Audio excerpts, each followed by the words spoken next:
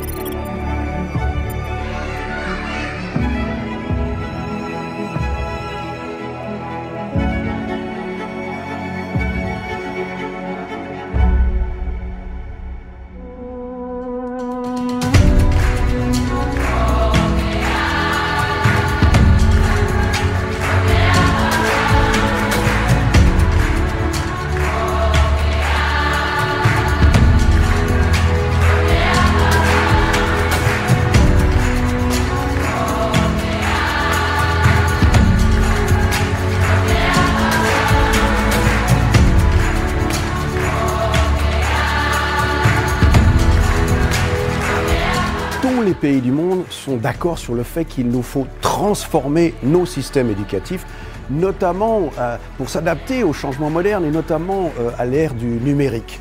Nous sommes donc très heureux de pouvoir aider, contribuer à changer le système éducatif algérien aux côtés du ministère de l'Éducation nationale grâce à un financement de l'Union européenne et de travailler dans 4 domaines qui ont été identifiés par les autorités algériennes, notamment dans le cadre des mathématiques qui, comme partout ailleurs, l'enseignement des mathématiques doit être amélioré. Le programme d'appui à la qualité de l'éducation a démarré dans sa mise en œuvre sur le terrain en mars 2023. Il se situe dans un contexte du programme beaucoup plus large qui est la facilité d'appui aux priorités du partenariat entre l'Algérie et l'Union européenne. Ce programme vise principalement à la contribution à l'amélioration de l'enseignement des mathématiques dans les 3 cycles de l'enseignement éducatif, également à l'acquisition de compétences numériques pour les enseignants, à travers la formation d'un noyau dur d'inspecteurs qui vont à leur tour former les enseignants petit à petit sur un programme de moyen long terme.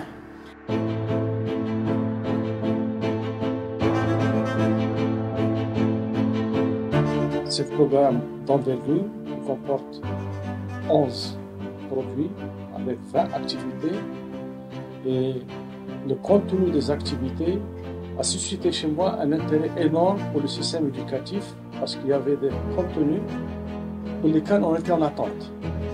Donc ça répondait un peu à un besoin qui existait qu'on devrait ouvrir.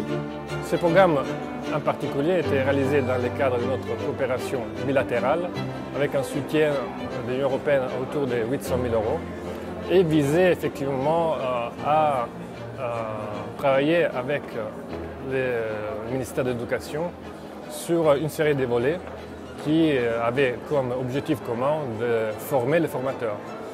Et donc, notamment en ce qui concerne les mathématiques et tout ce qui concerne la formation technique, développer une série d'outils informatiques, mais aussi organisationnels.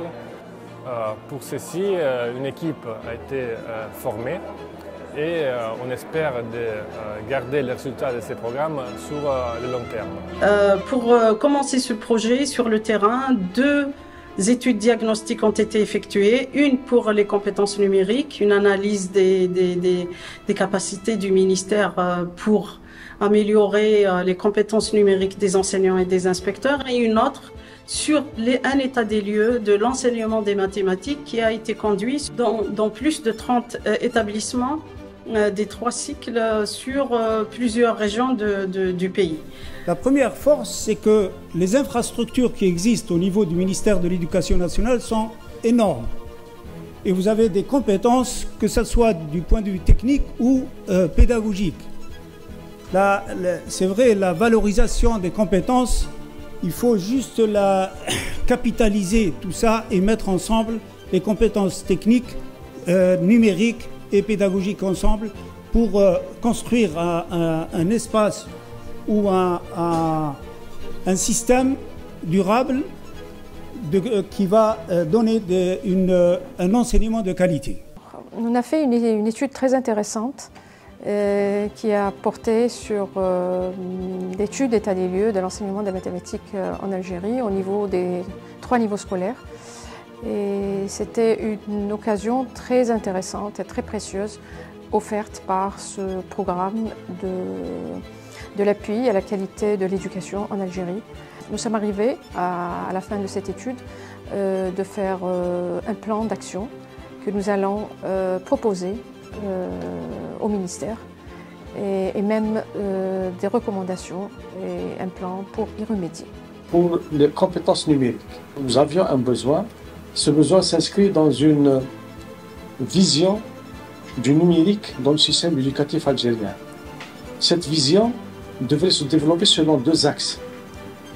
Un premier axe où le numérique devrait servir comme appui aux apprentissages, et nous y étions déjà, avec plus ou moins de réussite.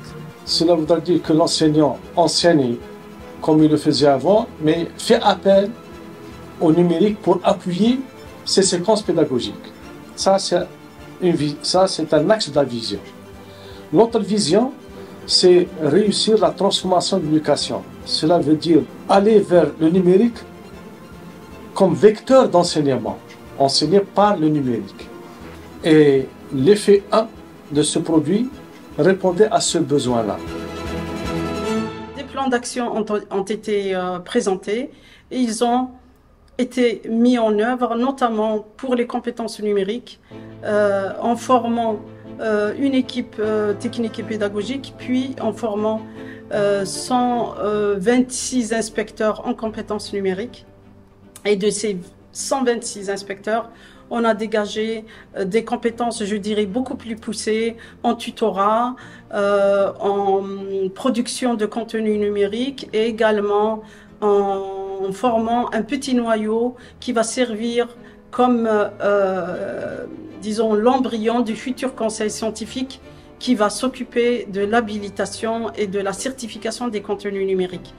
النواة المحلية المقاطعة تاعي اللي اخترتها يعني في ختام هذا المشروع التكويني الواعد نقدم لكم في عجالة خلاصة تكويننا مجسدة في بناء ونشر محتويات وحدة تعليمية تعلمية رقمية على المنصة.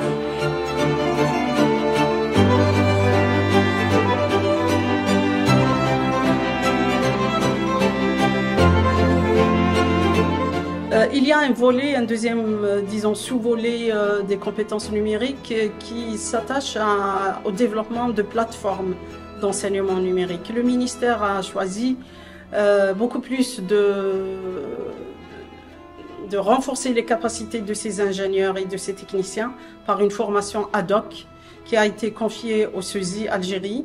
Et 14 techniciens et ingénieurs de 3 structures du ministère ont été désignés pour suivre une formation accélérée et, je dirais, une formation sur mesure pour ce groupe de techniciens afin qu'ils puissent eux-mêmes constituer le pôle de compétences qui va lui-même développer des plateformes numériques que le ministère va développer et puis utiliser dans l'enseignement à distance. On a une démarche aussi où les apprenants vont être impliqués dans leur formation. Donc ils ne sont pas passifs, ils vont être actifs dans la formation.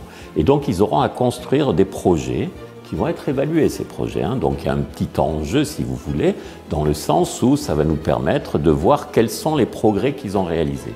Donc on a une image au départ de la formation et on aura une image de leurs compétences à la fin de la formation grâce à ces projets. Et donc on pourra mesurer les écarts qui, on pense, seront positifs.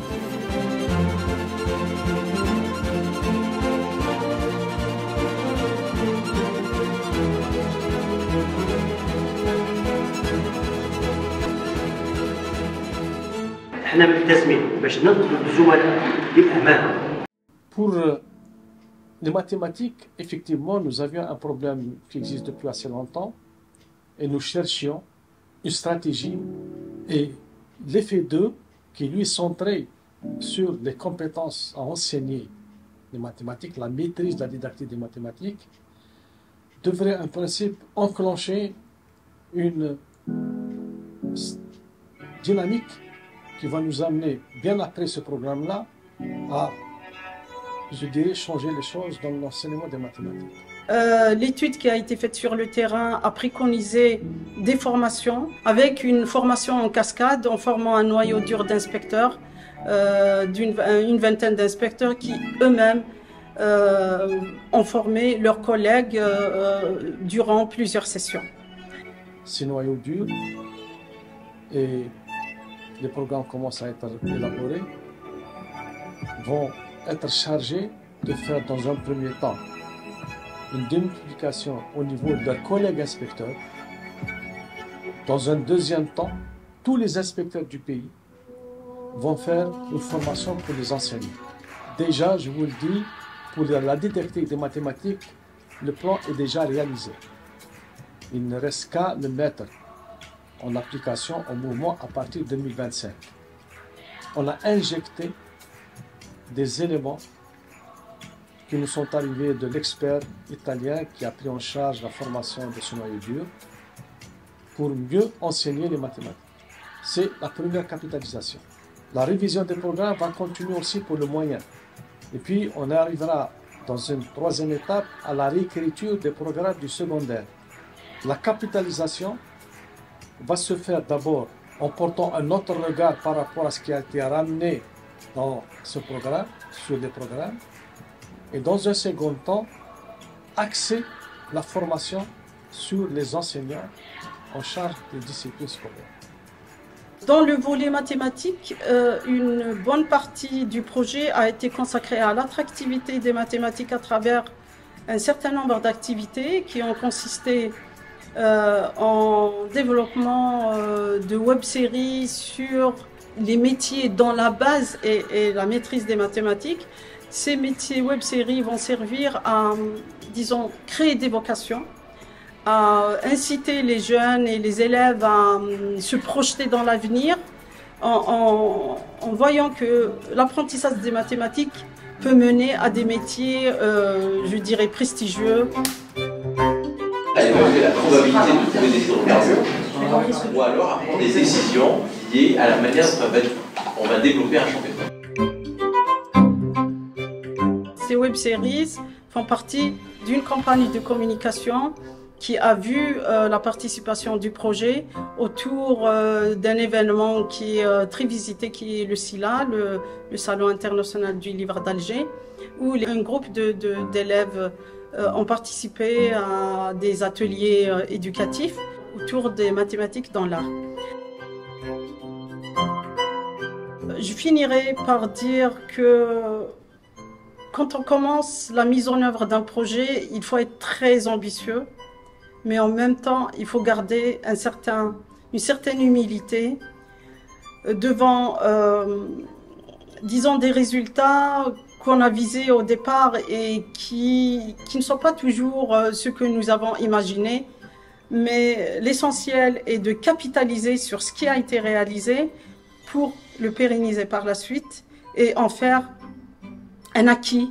C'est grâce à une équation différentielle que je me suis retrouvé à l'université de Toulouse. Et j'ai fait mon docteur ingénieur. Donc les mathématiques m'ont beaucoup servi et vont continuer à servir. Et je pense que ce n'est pas difficile d'être un bon mathématicien et de former ces jeunes pour devenir des ingénieurs et des techniciens de haut niveau. Il ne faut jamais oublier de s'amuser en apprenant. Donc les mathématiques, il ne faut pas en avoir peur. Ils sont partout, on en a besoin. Mais il faut le faire avec joie et bonne humeur. Et ne pas en avoir peur. Et ça rime en plus. Tu as vu, j'ai fait de la musique. Oui. Et comme cadeau, je vais te chanter petit passage d'une chanson qui dit justement, il ne faut pas oublier de s'amuser. C'est une chanson de Cat Stevens. Ok? Allez, on y va.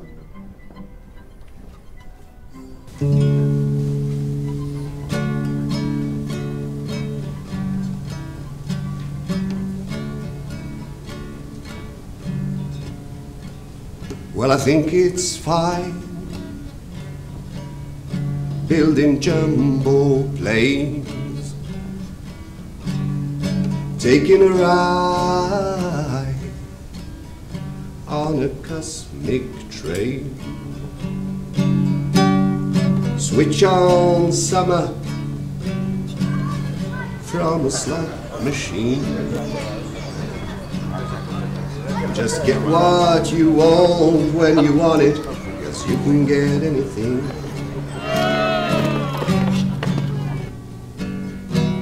I know we've come a long way.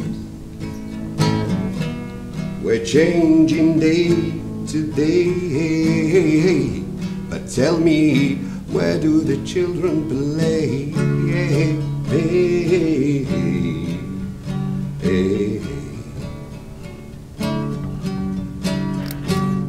Play.